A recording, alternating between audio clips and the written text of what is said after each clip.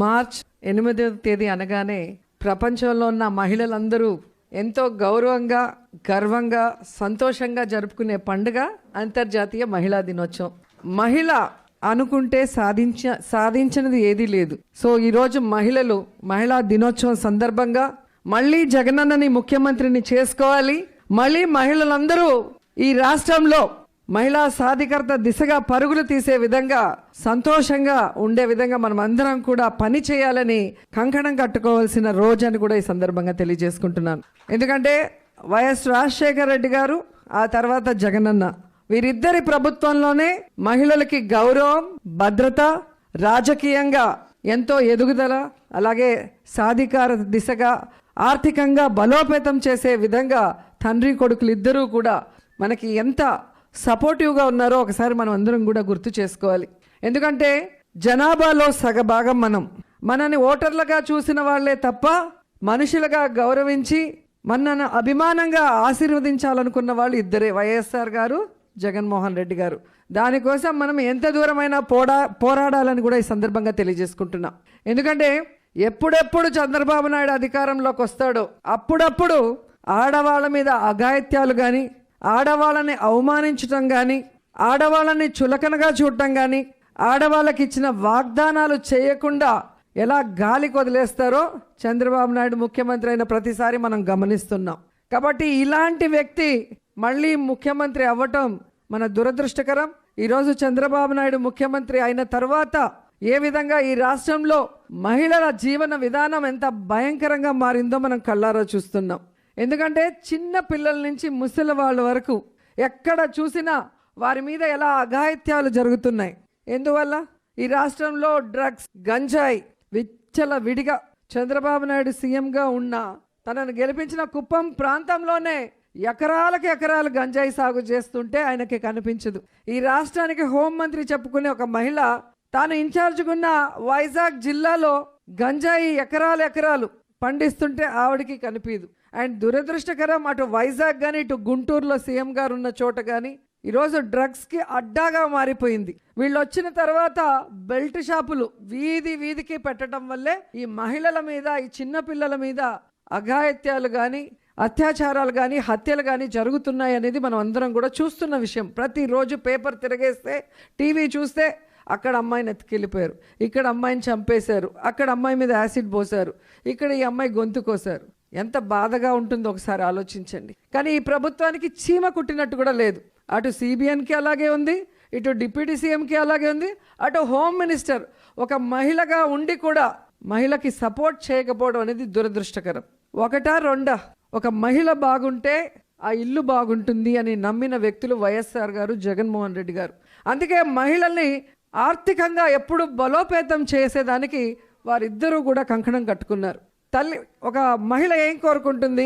తనకు ఒక గౌరవంగా ఒక ఇల్లు కావాలనుకుంటుంది, తన బిడ్డలకి చక్కటి చదువు కావాలనుకుంటుంది, తన అత్తమామలకి, తన కుటుంబానికి మంచి ఆరోగ్యాన్ని అందించాలనుకుంటుంది. ఇవన్నీ కూడా వాళ్ళు ఇవ్వటం మనం చూసాం. అంటే గౌరవంగా ఆ కుటుంబంలో మనం కూడా ఒక మగవాడికి సమానంగా గౌరవం పొందుతూ మన కోరికైనా మన పిల్లల చదువు కానీ, ఇంటిల్లిపాది ఆరోగ్యంగా ఉండటం కానీ, మనం గౌరవంగా ఒక ఇంట్లో ఉండటం కానీ, ఇవన్నీ కూడా వాళ్ళు చేయటం జరిగింది. కానీ ఈరోజు ఏం జరుగుతుంది?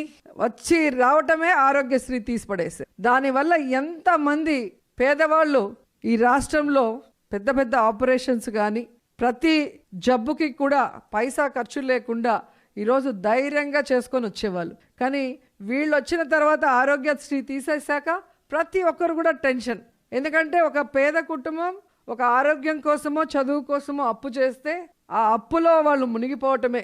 ఎందుకంటే అసలు కాదు కదా, వడ్డీ కూడా కట్టలేం, చక్రవడ్డీలతో వాళ్ళని చంపేసే పరిస్థితి. ఇటు ఆరోగ్యపరంగా మనని దెబ్బతీయటమే కాకుండా పిల్లలకి చక్కటి చదువును అందిస్తే ఖచ్చితంగా ప్రతి పేదవాడు పేదరికంలోంచి బయటికి వస్తాడు.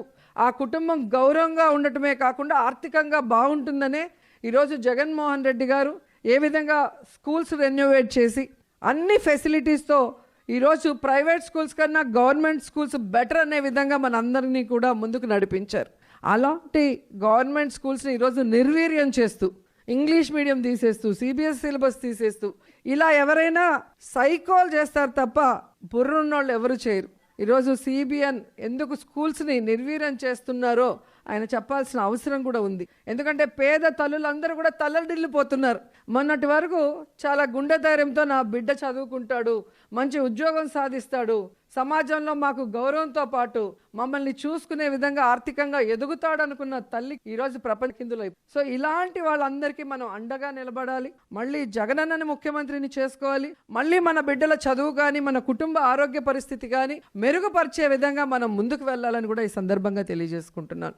అండ్ ముఖ్యంగా ఈరోజు మీరు చూస్తే ఆడబిడ్డ నిధి, ఎంతమంది ఆడవాళ్ళ ఇంట్లో ఉంటే అన్ని 1500 ఇస్తామన్న పెద్ద మనిషి యాంకర్ లాగా ఇక్కడ ఒక మైక్ పెట్టుకుంటాడు, అవునా కాదా తమ్ముళ్ళు అని మళ్ళీ సౌండ్.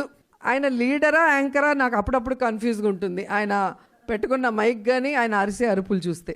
మరి ఆ రోజు ఎంతమంది ఆడవాళ్ళు ఇంట్లో ఉంటే అంతమందికి ఆడబిడ్డ నిధి ఇస్తానన్న వ్యక్తి ఈరోజు 9 నెలలు అయిపోతున్నా కూడా ఎందుకు ఒక్క ఆడబిడ్డకి కూడా ఇవ్వలేదు అని అడుగుతున్నా. ఆడబిడ్డ ఉంటేనే కదా ఆడబిడ్డ విలువ తెలుస్తుంది.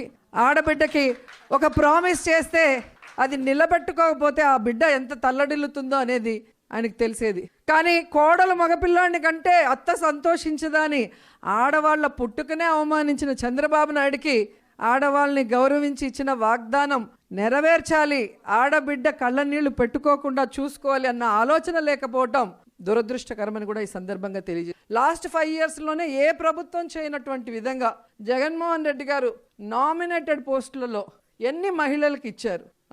ఎమ్మెల్యేలుగా, జడ్పీ చైర్మన్లుగా, ఎంపీపీలుగా, మేయర్లుగా ఎంతమంది మహిళల్ని తీసుకొచ్చారో మీ అందరూ కూడా కాబట్టి ఇప్పటికే మనకి ఎంతో చేసిన జగనన్న రాబోయే కాలంలో మరింతగా మనని ముందుకు నడిపిస్తారు. కాబట్టి ఆ అన్నని ముఖ్యమంత్రిని చేసుకునే విధంగా ఈ కూటమి ప్రభుత్వం ఏదైతే చెడు ప్రచారం చేస్తూ తమ పచ్చ ఛానళ్లతో జగనన్న మీద చేసే దాడిని మనమందరం కూడా మూకుమ్మడిగా అడ్డుకట్ట వేయాలి.